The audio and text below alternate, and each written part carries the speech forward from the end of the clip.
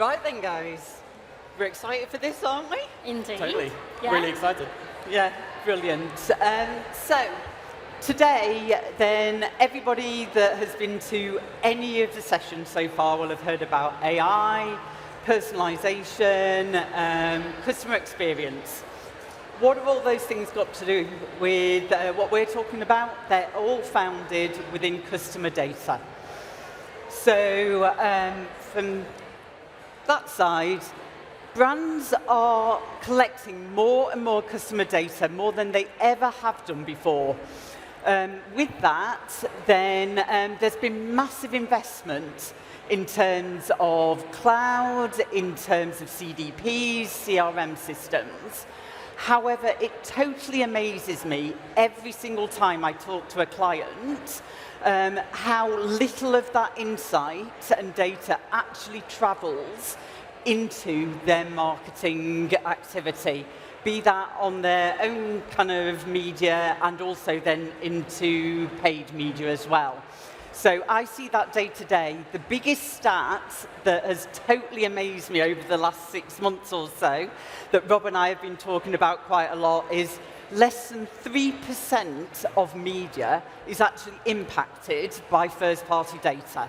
That's got to be absolute madness. It's incredible. It's bonkers, isn't it, guys? So what we're going to talk about today is really, it's not about AI.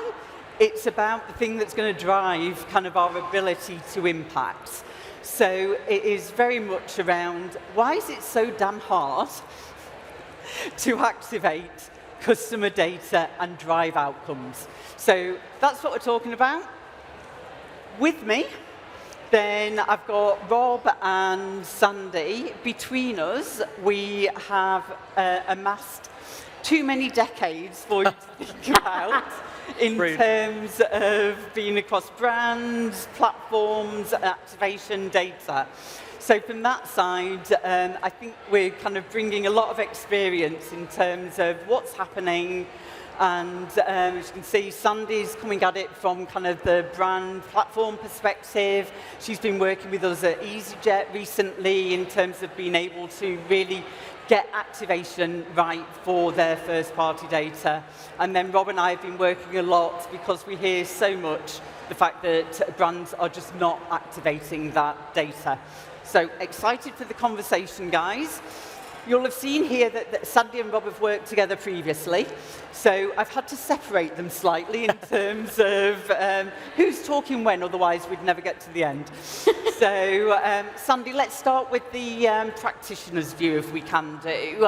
Obviously, you've worked at a lot of organisations, so we speak about kind of this 3 pillars to activation, I suppose. So the first part is making your data usable. In the kind of organisations that you've worked with, realistically, how much of data is usable versus just stored somewhere?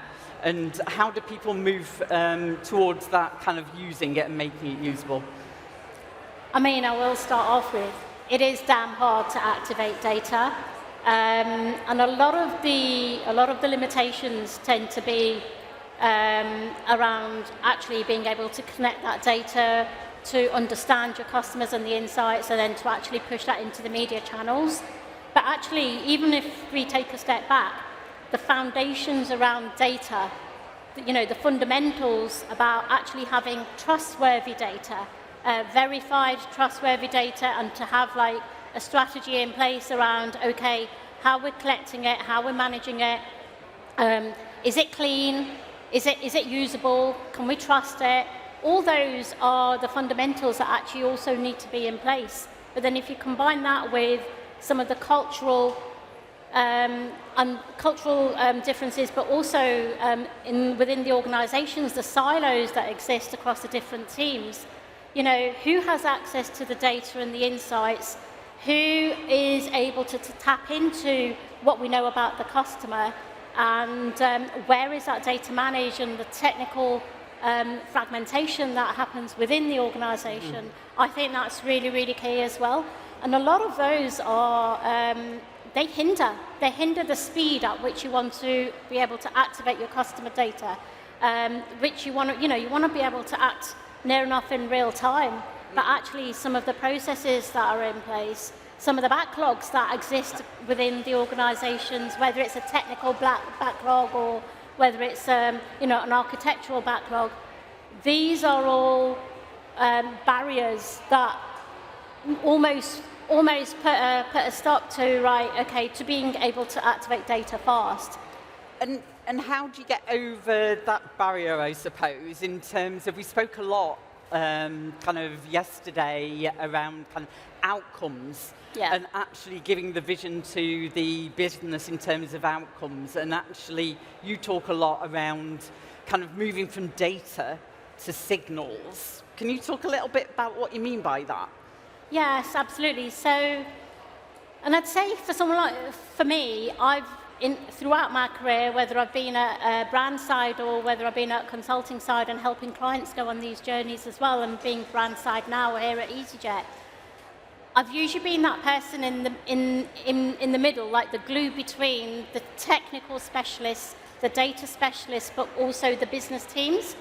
And I think understanding what those outcomes are, what's the vision, what we're trying to achieve, what do we need to know about the customer to be able to actually meet the objectives that we're looking to achieve? What's the type of experience the customer needs at any moment in time?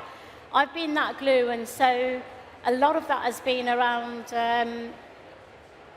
working with business-facing teams, working with third parties and agencies as well, working with data partners like yourselves as well, around, okay, to meet what we're looking to achieve, what do we need to know about the customer?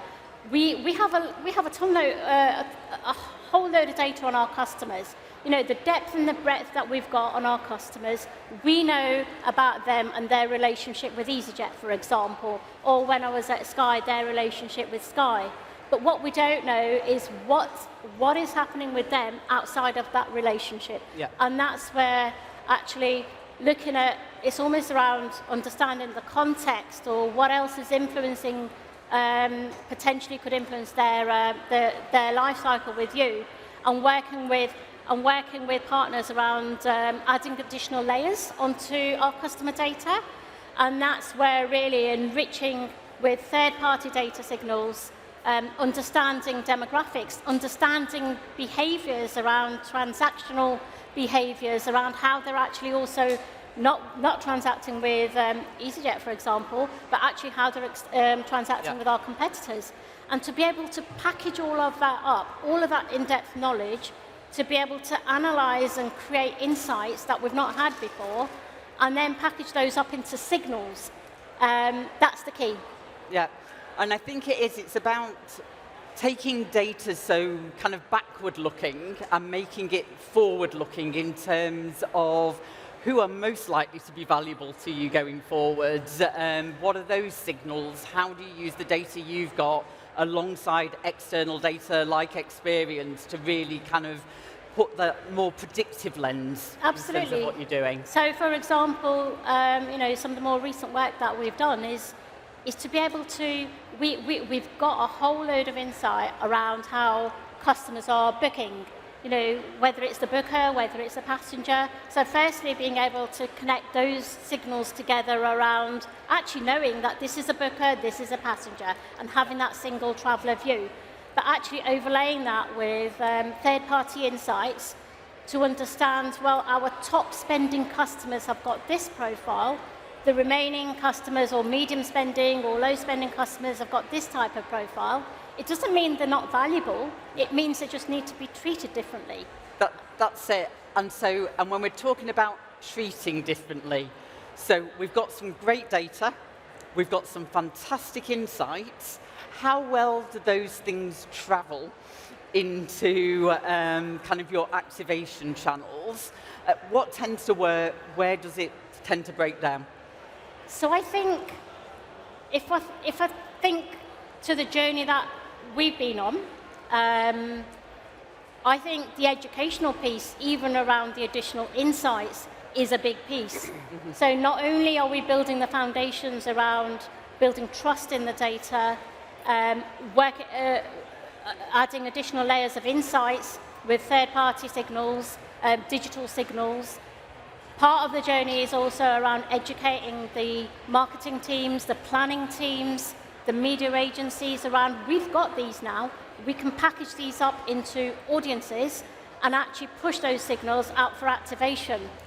Now, I'd say in some channels, maybe like email marketing, it's a little bit easier because some of the infrastructure that's in place enables some of the first-party IDs and signals to be feeding into email platforms or customer engagement platforms. However, even to get to that, even to be able to ensure that those signals are feeding into engagement platforms, it still needs to go into a roadmap. So again, it ties back into that cultural transformation internally and different teams around prioritizing that this actually needs to happen because it's going to make a difference in identifying those quick wins. I'd say in the media space, it's a lot more complicated. And I'd say some of that is because of almost like some of the platforms that have been invested into, they're quite complex. There's a lot of governance around what you can push out into these platforms for media buying and social media buying. And so I'm always looking for what's the simplest way to be able to understand your customer, to identify the signals around, okay, this is the customer. In our world, they've just had a disruption.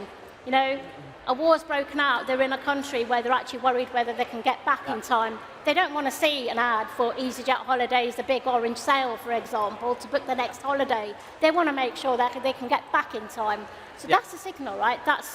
And you want to be able to act in that in the simplest way and to be able to exclude those customers in media or social media. Yeah.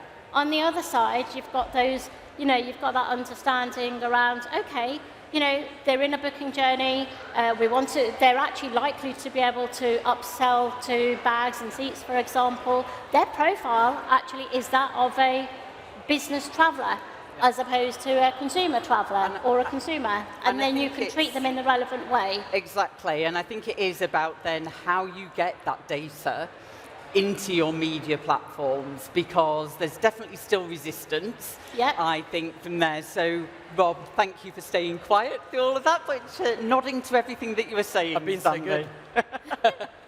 So, Rob, kind of based on your experience, then what does tend to break? Why is it so hard for organisations to get that insight travelling through kind of their media channels?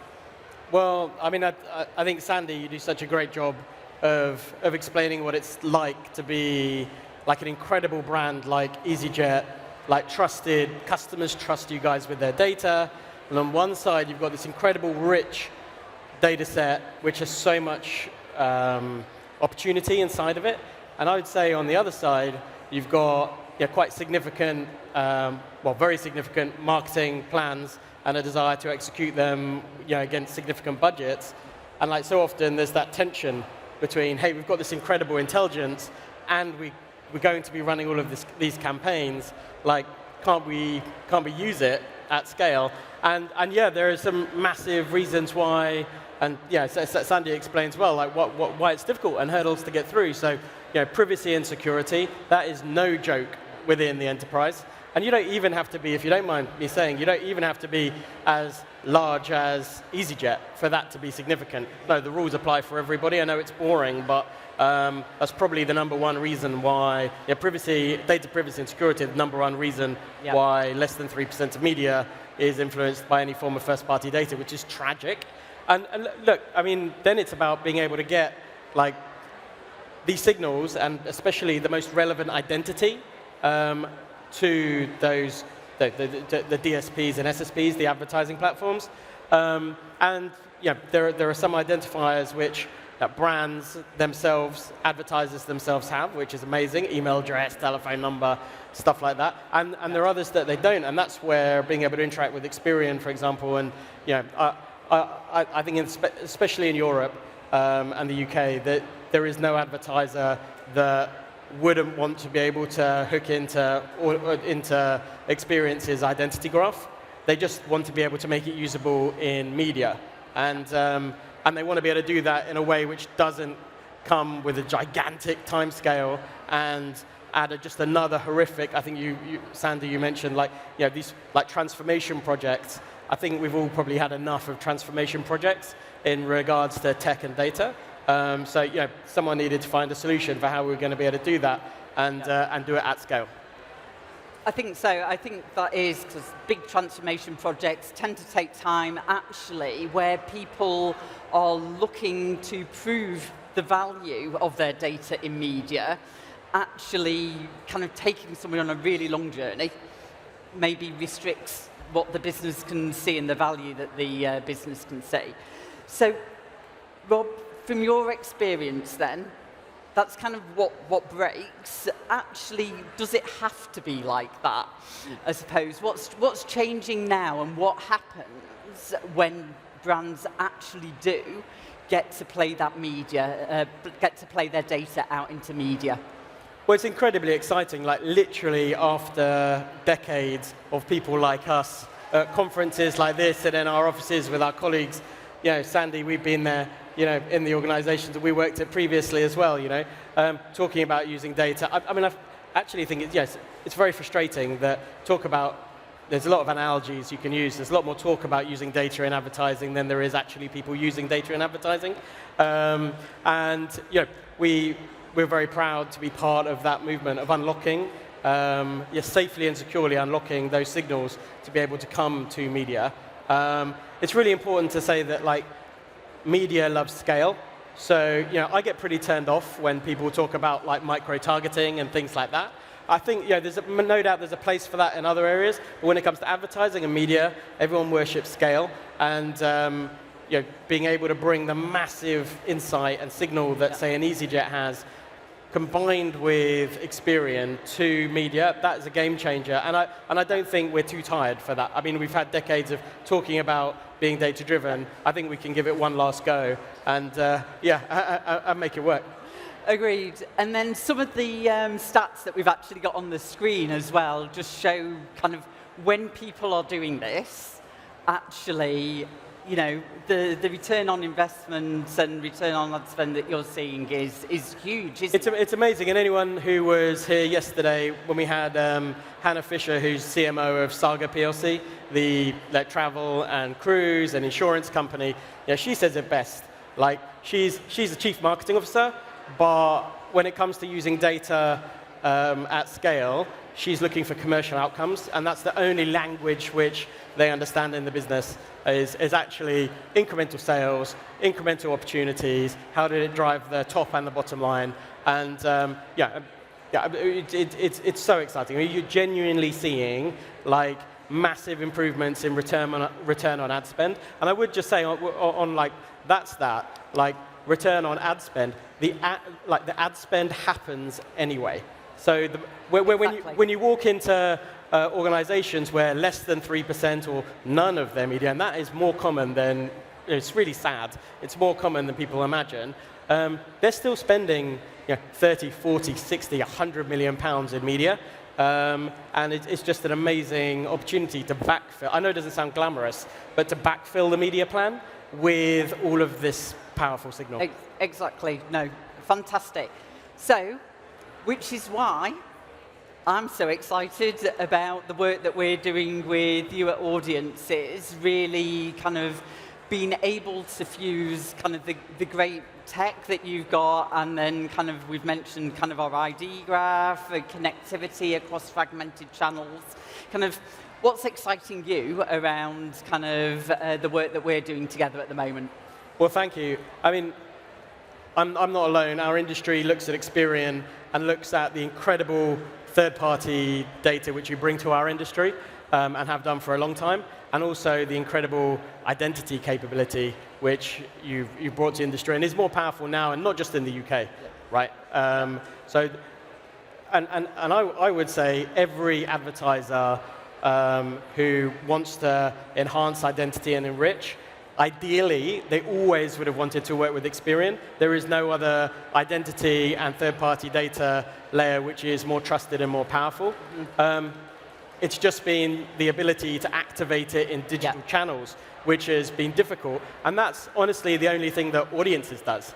Like, Audiences doesn't have any data. Audiences doesn't have any identity. So, for our joint clients, and Sandy, maybe it's even better for you to say, it's a super clean way for us to deliver what the industry and the ecosystem has been wanting, whilst keeping it all managed with the people that everyone's always trusted. And I think, Sandy, you and I have spoken around kind of the key areas, actually taking first-party data, but then using Experian household keys, and then being able to link to the graph, so that actually you may have HEMS, but you don't have IP addresses, so you can't go into CTV. So we're increasing scale, we're increasing that reach by looking at lookalikes, higher value customers. And then the big one is around, actually, we spoke about privacy being one of the blockers to start off with. I think really what we're talking about is something that hopefully that data protection officers can get on board with as well, which is great. I mean, Sandy, from the conversations you, me, and Rob have had, how do you feel about it?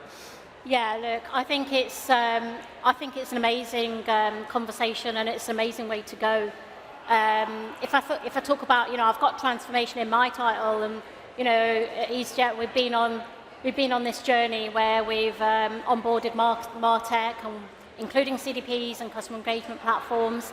It's been a long journey, but actually to drive innovation and speed to value, I also think we just really need to be thinking around workarounds and how can we actually activate data faster. Yeah. And this kind of thinking around understanding our customers better, enriching that with third-party insights, really being able to segment audiences around the signals that we have on our customers and intent, as well as what their relationship and their buying patterns are with you. And then in some ways, that's going to go on a backlog around being able to push that signal into our MarTech, for me, the workaround is you've done the analysis on our customer base. Yeah. You don't need to use first-party IDs. We can use household IDs from yourselves. Yeah. So you've got that understanding. Yeah. And actually to be able to push, you're not targeting Sandy, you're targeting the signal on Sandy. So to be able to push that in a privacy-safe environment with DPO on board, which has been a journey in itself, by the way. But we're not actually, exactly. So we're not pushing first-party IDs. We're pushing household IDs into intermediate platforms, knowing with the insight and the confidence that household ID relates to this particular type of customer, and this is how we want to treat them. Amazing. And what a fantastic place to finish today. I think if anybody wants to find out more, then scan the QR code here, connect with me on LinkedIn. But I think really what we've tried to kind of demonstrate today is brands have got more first-party data than ever before.